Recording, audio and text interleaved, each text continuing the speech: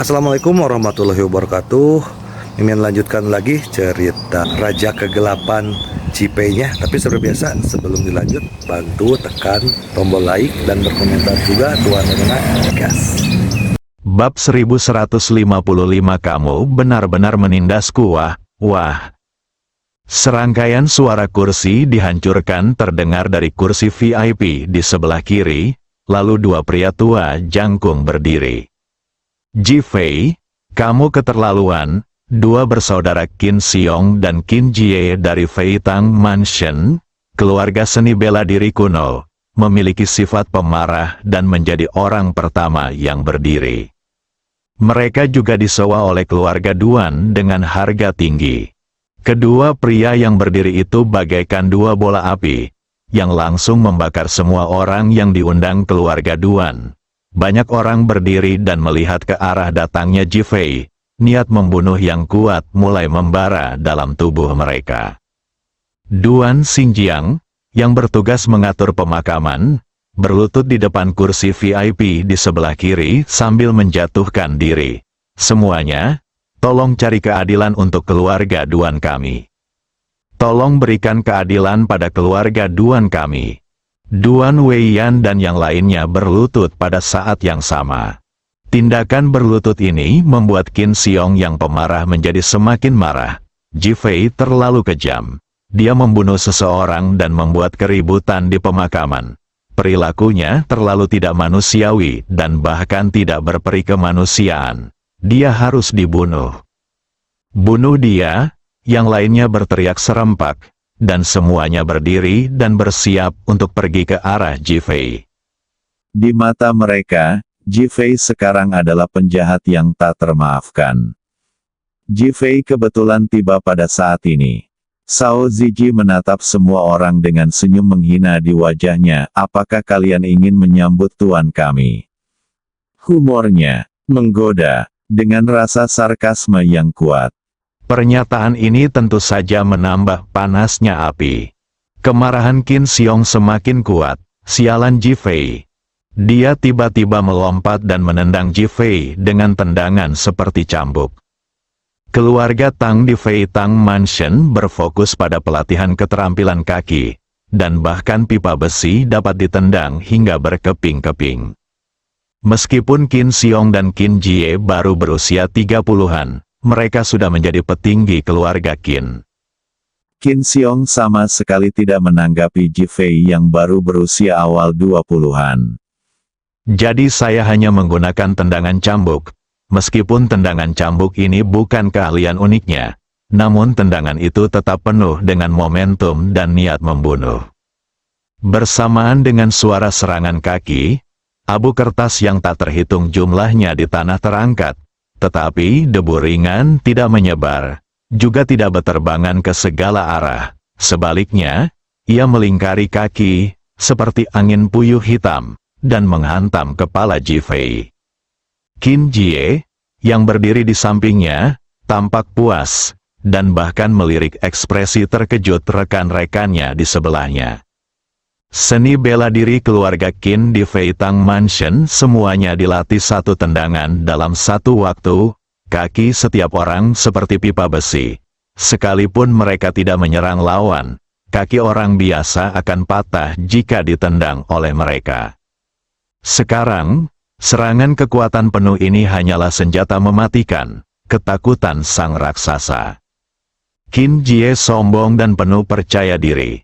Banyak orang di tempat kejadian sudah mulai bertepuk tangan. Keluarga Qin dari Fei Tang Mansion memiliki kungfu yang luar biasa. Hari ini saya akhirnya membuka mata saya.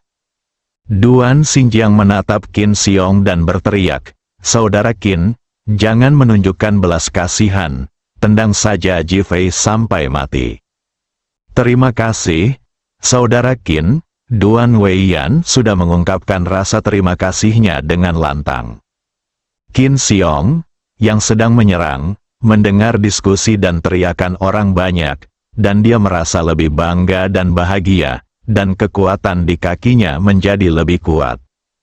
Abu kertas yang berterbangan di udara bagaikan pedang tajam, yang senantiasa mengeluarkan suara membelah udara, didorong oleh kaki Qin Xiong, itu tampak seperti angin puyuh hitam.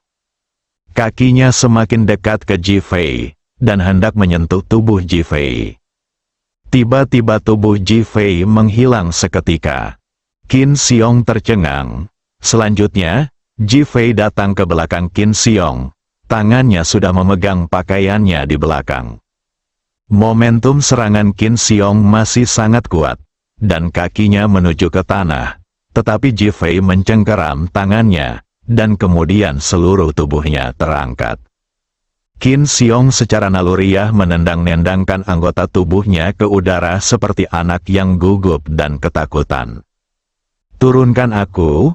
Dia bahkan berteriak keras. Semua orang di tempat kejadian tercengang ketika melihat pemandangan ini. Qin Xiong, yang begitu kuat di mata mereka, gagal menendang dan bahkan tidak menyentuh Ji Fei. Yang paling membingungkan mereka adalah bahwa Ji Fei benar-benar menangkap Qin Xiong. Qin Xiong tinggi dan beratnya hampir 200 pon, pria yang sangat berotot. Sekarang dia dipegang seperti anak kecil, dengan kewaspadaan dan ketakutan di matanya. Menatap Ji Fei, tidak tahu harus berkata apa. Qin Jie adalah orang pertama yang bereaksi. "Ji Fei, lepaskan saudaraku." Sambil meraung, dia menendang Ji Fei dari samping. Ji Fei tidak menghindar, tetapi mengayunkan Qin Xiong untuk menghantam kaki Qin Jie. Qin Jie begitu takut hingga dia buru-buru mundur dan jatuh ke tanah dengan suara keras.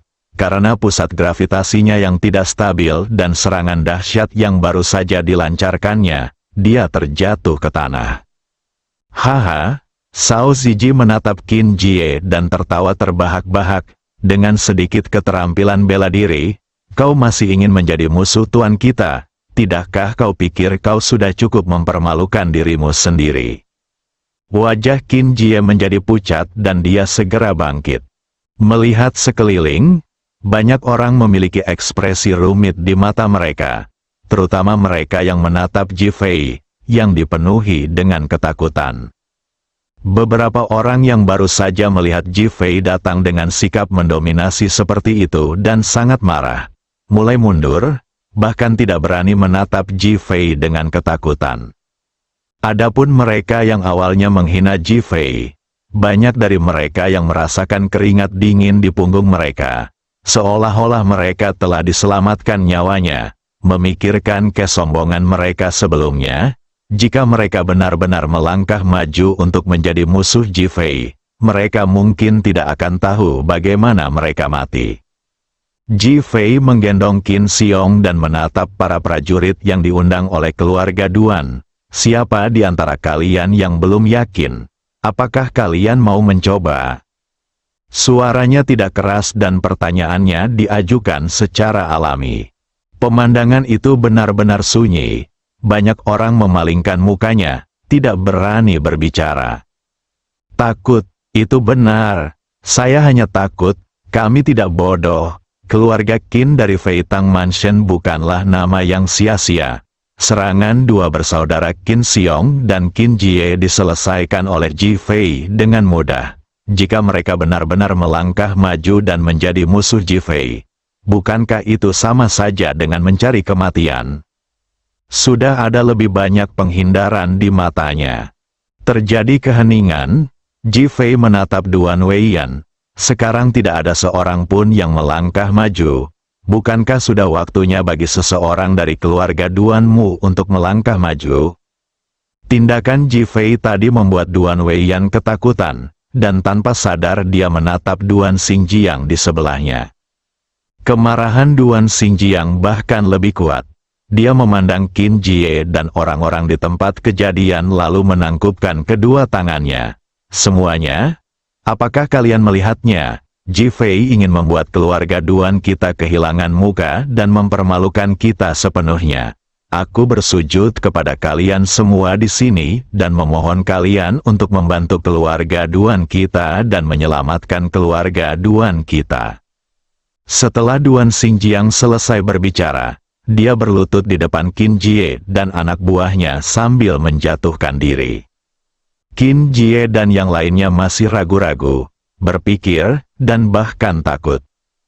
Melihat mereka berlutut, amarahnya berkobar lagi. Ji Fei, kamu benar-benar seorang pengganggu. Bab 1156. Apa itu bullying? Penindasan di rumah. Kata-kata ini, yang diucapkan pada saat ini, sangatlah tepat. Itulah perasaan yang diberikan pada orang-orang. Membunuh ayah seseorang dan memaksanya membunuh putranya sudah cukup kejam. Sekarang ketika dia hendak menguburkan orang yang meninggal itu, dia datang ke pintu untuk mencarinya. Bagaimana ini tidak kejam? Semua orang memandang Ji Fei. Meskipun mereka takut, mereka juga merasakan banyak kemarahan dan kebencian. Ji Fei tidak mengatakan apa-apa, tetapi melemparkan Qin Xiong ke tanah. Panggilan, semua orang menghela napas lega, terutama Qin Jie, yang merasa Qin Xiong telah diselamatkan. Dia bergegas maju dan membantu Qin Xiong berdiri. Shao Ziji telah melangkah maju dan menatap semua orang yang hadir. Kamu bilang kalau bullying sudah mencapai batasnya, kan? Ya, bukankah begitu? Duan Weiyan meraung dengan marah. Shao Ziji mengangkat tangannya dan menunjuk peti mati Duan Xinghai. Maaf, di mana Duan Xinghai meninggal? Apakah tuan kami datang ke Qingzhou dan membunuhnya? Semua orang di tempat kejadian terdiam sesaat. Melihat peti mati Duan Xinghai, banyak orang tidak tahu harus berkata apa. Duan Xinghai pergi ke Ningjiang untuk membunuh Ji Fei, tetapi malah dibunuh oleh Ji Fei. Anda ingin membunuh seseorang, tetapi Anda gagal membunuh mereka dan akhirnya mati sendiri, jadi Anda menyalahkan mereka? Bagaimana jika Anda membunuh seseorang dan mereka menyalahkan Anda? Dapatkah Anda menerimanya? Shao Ziji menatap Duan Weiyan dan menanyainya dengan kasar. Duan Weiyan merasa malu ketika titik lemahnya disentuh. Dia mendengus dingin. Bukankah itu penindasan karena Ji Fei memaksaku membunuh putraku Duan Feng di bandara? Putramu menggoda teman-teman suamiku, dan sekelompok orang pergi ke bandara untuk mempermalukan suamiku. Apa kau tidak melihatnya? Shao Ziji bertanya balik dengan dingin, mendengus. Sekalipun Duan Feng salah, Ji Fei tidak akan memaksanya mati, kan? Duan Weiyan terus berdalih. Kalau begitu, aku ingin bertanya kepadamu. Ketika kamu mengepung kami dengan ratusan orang dari keluarga Duan, bukankah kamu ingin membunuh kami? Jika bukan karena kamu, apakah kami masih hidup? Kau hanya bicara omong kosong. Kapan aku pernah ingin menghancurkanmu? Duan Weiyan terus menyangkal pertanyaan agresif Shao Ziji. Shao Ziji mencibir dan berkata, kalau begitu bolehkah aku bertanya mengapa Han Lehui, Han Yi, dan Han Cheng dari Sekte King Feng datang ke Hotel Qingzhou kita untuk membuat masalah kemarin? Bukankah itu intimidasi yang ekstrim?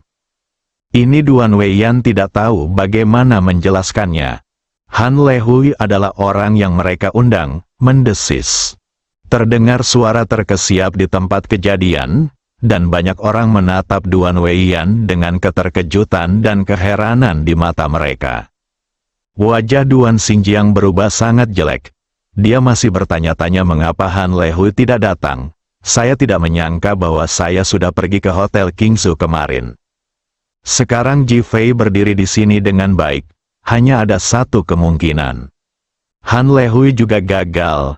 Bahkan seseorang sekuat Han Lehui pun gagal. Jadi seberapa mengerikankah Ji Fei? Di matanya, Ji Fei seperti gunung yang tidak dapat diatasi saat ini. Wajahnya penuh depresi, ketegangan, dan kemarahan. Tapi aku hanya bisa menahannya. Jika kamu tidak bisa mengalahkannya, berarti dia penindas, kan? Shao Ziji mengangkat suaranya lagi dan bertanya. Ya, kalau kamu tidak bisa mengalahkannya, berarti dia penindas. Duan Weiyan sekarang tidak tahu malu dan hanya meninggikan suaranya dan mengambil alih. Kamu juga merasa sedang diganggu, kan? Sao Ziji memandang semua orang untuk memverifikasi. Ya, sekarang keluarga Duan jauh lebih lemah daripada Jifei, dan mereka masih diganggu olehmu. Bukankah ini penindasan? Semua orang membela keluarga Duan. Oh, Sao Ziji mencibir, maksudmu yang lemah diurus, itu penindasan, kan? Ya, itu dia, Duan Weiyan berteriak keras. Sao Ziji menoleh ke arah Jifei. Tuan, ketika yang lemah ditindas, itu namanya penindasan. Menurut Anda, apa yang harus kita lakukan? Kalau begitu, biarkan semua orang melihatnya. Ji Feiyun berkata dengan tenang. Sao Ziji mengangguk dan menatap Duan Weiyan dan anggota keluarga Duan lainnya. Anda merugikan diri sendiri, Anda akan menyesalinya.